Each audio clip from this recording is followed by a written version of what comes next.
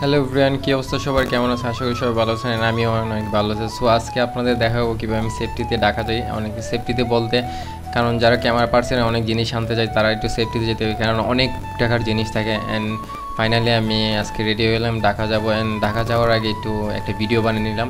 But একটা জিনিস problem হয়েছে, এই ভয়েস ওভারটা দেওয়া লাগছে, কারণ সমস্যা হয়েছে যে কারণে ভয়েস ওভার দিতেছে। বাই বাই পিসি, আজকের জন্য তুমি থাকো একা, কারণ আমার দেখা হইতেছে মিনিমাম 24 ঘন্টা না, 7-8 ঘন্টা, প্রায় 12-13 ঘন্টা পরে দেখা হবে। সো গাইস, আমি রেডি হয়ে গেছি, আমি বের হয়ে যাবো। সো তালাটা নিয়ে নিলাম হাতে, আমার যেগুলো পার্টস যাবে সেটা আমার এখানে, ঠিক আছে। ঢাকা যাবার আগে একটা জিনিস আমি একটু চেক করে নিতেছি, কারণ সম্পূর্ণ জিনিস কিন্তু চেক করে নিতে হবে, কারণ একটা জিনিস ফালাই গেলে কিন্তু জিনিসগুলো আমি আবার নিতে পারবো না। অনেকে মানি ব্যাগ একটু যেটা সব কিছু ঠিক আছে, যেগুলো আমার দরকার ইম্পর্টেন্ট বা যেগুলো আমি এক্সচেঞ্জ করবো গিয়ে সবগুলো নিয়ে নিয়েছি। অ্যান্ড গাইজ ফাইনালি আমি বের হয়ে গেলাম। অ্যান্ড একটু প্রবলেম হয়েছে যে কারণে আমি ভিডিওটা বানাইতে পারিনি। তারপর প্যারা নাই ছিল, একটু প্যারা তো নিতেই হবে। সো ঢাকা যাওয়ার জন্য একটু লেট হয়ে গেছে। সো এই লেট হওয়ার কারণে আমি এসে গাড়ি দেখতে পাইছি না, টিকিট আমি আগে কাটছিলাম। তো তারপর রুকালভাবে আমি চলে গেলাম ব্রাহ্মণবাড়ি বিশ্ব রোড। তো গাইজ ফাইনালি আমি আরেকটা গাড়িতে উঠলাম। অ্যান্ড গাড়িটা ভালো একটা গাড়ি ছিল, বাট একটা গাড়ির আমি অনেক সুন্দর একটা জিনিস দেখলাম, প্রায় গাড়িতে আমি দেখি না, গাড়ির ভিতরে নাম্বার আছে। সো ওই জিনিসটা অনেক সুন্দর, কারণ বাইরে গাড়ির নাম্বার থাকা সত্ত্বেও ভিতরে নাম্বারটা প্রয়োজন। সো এই জিনিসটা মাথায় রাখছে, তাদের জন্য অনেক অনেক থ্যাঙ্কস। অ্যান্ড গাইস, একটু রাস্তাটা উপভোগ করুন এবং রাস্তাটা একটু সিনেমাটিক নেওয়ার চেষ্টা করছি।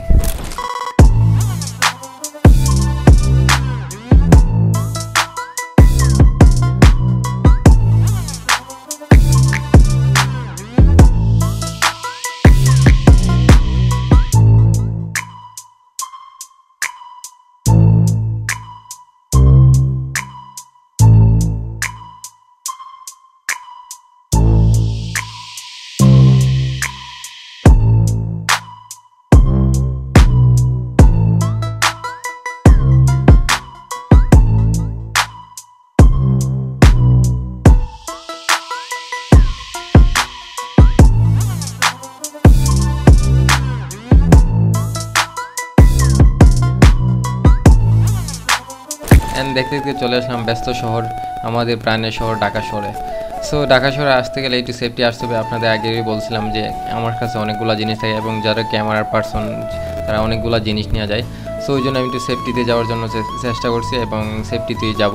এবং আমি উবার খুঁজতেছি যেন উবারকে নিয়ে যেতে পারি, উবার নিয়ে আমি চলে যাব বসুন্ধরা সিটি কমপ্লেক্সে। অ্যান্ড শেষ পর্যন্ত আমরা উবার পাইলাম, কারণ উবারে অনেক টাকা চাইতেছে, তো ওই জন্য আমি সহজে উঠতে চাইতেছি না এবং লোকেশন চালু করে গেছি। অ্যান্ড আপনাদের একটা জিনিস বলতে চাই গাইস, কোনো যেতে গেলে, অচেনা কোনো জায়গায় যেতে গেলে অবশ্যই লোকেশন ইউজ করতে হবে। আপনি যতই চিনেন না চিনেন, লোকেশনটা ইউজ করলে অনেকগুলো রাস্তা থাকে, সে যে কোনো রাস্তা নিলেও আপনি বুঝতে পারবেন সে কোন রাস্তা নিতেছে, ঠিক রাস্তা নিতেছে না অন্য একটা রাস্তা নিতেছে। সো ওনার সাথে আমি কথা বলে ওনার সাথে ফাইনালি ওনাকে 150 টাকা নিয়ে আমি যাত্রাবাড়ি থেকে বসুন্ধরা সিটি কমপ্লেক্সে যাচ্ছি। সো জাম পেলে তো অনেকই সময় লাগবে, আর জাম না পেলে 25 মিনিট সময় লাগবে। এই ঢাকাতে থাকেন বা এই রাস্তাটা চেনেন, অবশ্যই বলতে পারবেন এই রাস্তাটার মানে এই লোকেশনের নামটা কি। অনেক সুন্দর রাস্তা, মানে ওভার দিয়ে আসার সময় সবচেয়ে বেশি সুন্দর লাগছে এই রাস্তাটা, যে রাস্তাটা আসলে অনেক সুন্দর, একদম মনোমুগ্ধকর, একদম পরিবেশটা অনেক ঠান্ডা ছিল, যে গাছগাছালি ছিল, একদম সবুজ পরিবেশ।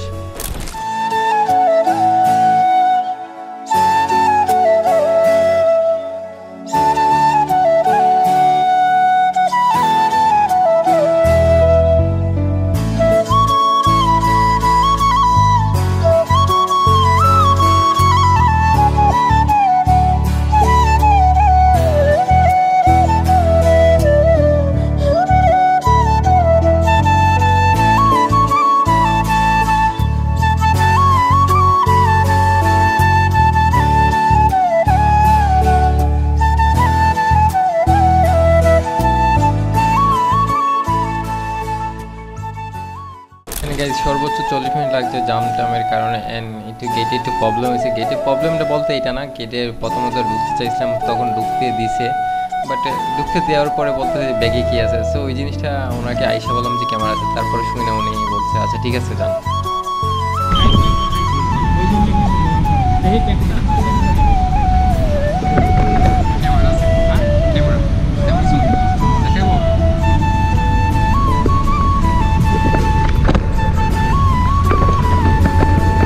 So guys watching for Bosundhara City and cinematic video.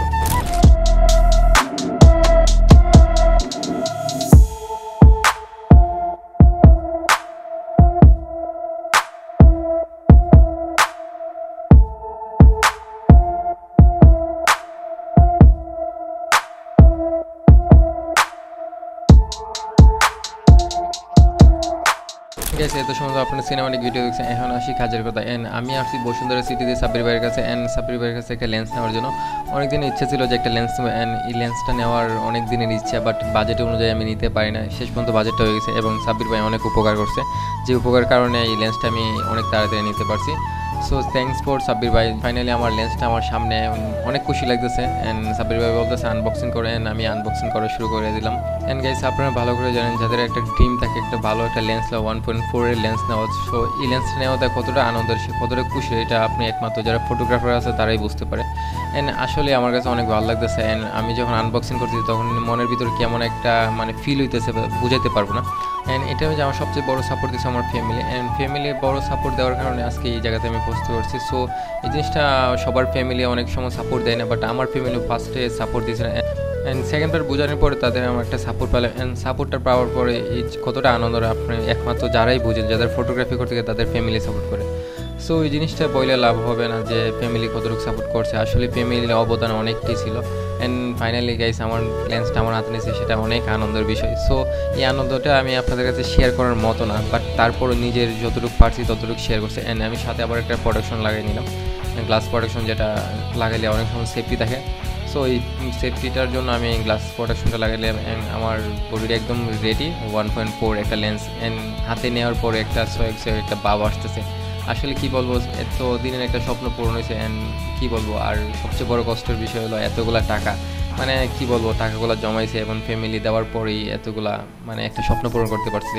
And কিছু করার নাই। অ্যান্ড টাকাগুলো গনতেছি। অ্যান্ড অনেক দিনের স্বপ্ন কিনতে হলে তো টাকা দিয়ে কিনতে হবে, এটি স্বাভাবিক। অ্যান্ড প্রতিটা স্বপ্ন কিন্তু কিনতে হলে টাকা দিয়ে কিনতে হয়, কারণ টাকা ছাড়া এই দুনিয়াতে কিছু চলে না। সো এই জিনিসটা আমার কাছে সবচেয়ে খারাপ লাগতেছে, যখন টাকাটাই সব দিয়ে দেবো। অ্যান্ড কী বলবো, সাব্বির ভাইকে বলছে সাব্বির ভাই নিয়েন না, সাব্বির ভাই নিয়েন না। সো এই জিনিসটা অনেক মজা লাগে, বাট কী বলবো, ওনার কাছে আমি জিনিস নিই, ওনাকে অবশ্যই টাকাটা দিতে হবে। সো টাকাটা একবার দিয়ে একবার টাকা দেই না। সো এই জিনিসটা তো কিছু করার নেই, শেষ পর্যন্ত টাকাটা দিতে হবে। অ্যান্ড সব কিছু বুঝিয়ে দেওয়ার পরে সাব্বির ভাই বলতেছে আবার টাকাটা তুমি গণো। অ্যান্ড সাব্বির ভাই বলার পরে আমি নেক্সট বার আবার টাকাটা গণলাম, কারণ গণার কারণটা হচ্ছে উনি একটা ভিডিও করবে যে আমি টাকাটা গণছি।